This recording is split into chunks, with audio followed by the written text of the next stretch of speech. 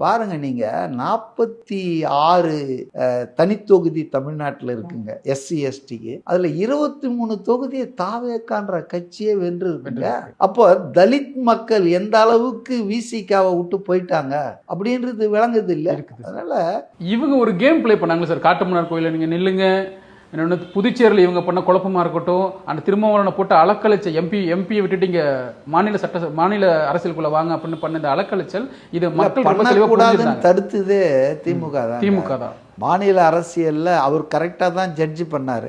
2026 தேர்தலுக்கு பிறகு தமிழ்நாடு அரசியல் முழுமையாக மாறும், அப்போ நான் இருக்கணும் என்னுடைய கட்சியை வழி நடத்த அப்படின்லாம் நினச்சி தான் காட்டுமன்னார் கோயிலில் நான் போட்டி போட போகிறேன்னு சொன்னார். ஆனால் திமுக வந்து அதை ரசிக்கல, விரும்பலை. ஏன்னா சட்டமன்றத்தில் இவர் வந்துட்டாருன்னா உதயநிதி ஸ்டாலினை விட அதிகமாக பர்ஃபார்ம் பண்ணிடுவார். ஸோ தன்னை விட அதிகமாக திறமை இருக்கிற செயல்படக்கூடியவங்களை யார் விரும்புவாங்க? அதனால தான் கம்பல் பண்ணி அவரை வந்து இன்னொன்றும் 2.5 வருஷம் தான் ஆச்சு கடலூர் எம்பி, அதுக்கு மறுதேர்தலாம் வேணாம் அங்கேயே இருங்கன்ட்டாங்க. ஆனால் அந்த குழப்பத்தில் அவர் என்ன பண்ணிட்டாருன்னா அவர் கட்சியே சாராத ஜோதிமணிக்கு சீட்டை கொடுத்தாரு, காங்கிரஸ்காருக்கு. அவருக்கு ஆச்சரியம் தாங்கலை. நான் விசிகா மெம்பரே இல்லை, காங்கிரஸ் ஆச்ச, நான் அங்கே தானே சீட்டு கேட்டிருந்தேன், திருமாவளவன் இருந்தாலும் நன்றின்ட்டார். இப்போ காங்கிரஸுக்கு 6வது ஒன்று இருக்குது விசிகாவில். விசிகாவில் 2 பேரில் வன்னி அரசு அதனுடைய துணை பொதுச் செயலாளர், காலங்காலமாக விசிகாவில் திருமாவளவனோட பயணம் பண்ணுறவர். அவர் வந்து கமிட்டட் விசிக்கு.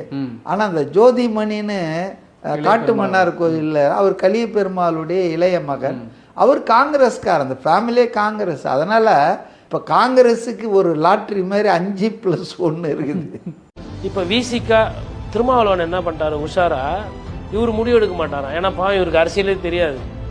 அதனால் லெஃப்ட் என்ன முடிவு எடுக்கிறாங்களோ அதோடு சேர்ந்து போயிடுவாராம். ஏன் உங்களுக்கு தனி கருத்து, எல்லாத்துக்கும் கொள்கை ஒன்று வச்சுருப்பீங்களே, கொள்கையை சொல்கிறேன்னு இப்போ சொல்லுங்கள் வெளிப்படையாக.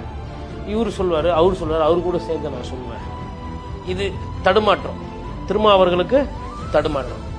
4 எம்எல்ஏ, 2 எம்எல்ஏ, ஓகே, கட்சிக்கு 2 தலைவர் இருப்பாங்க, 2 எம்எல்ஏ, ஒரு 8 பேர் உட்காந்து பேசுறதுக்கு எதுக்கு இவ்வளோ நேரம் ஆகுது?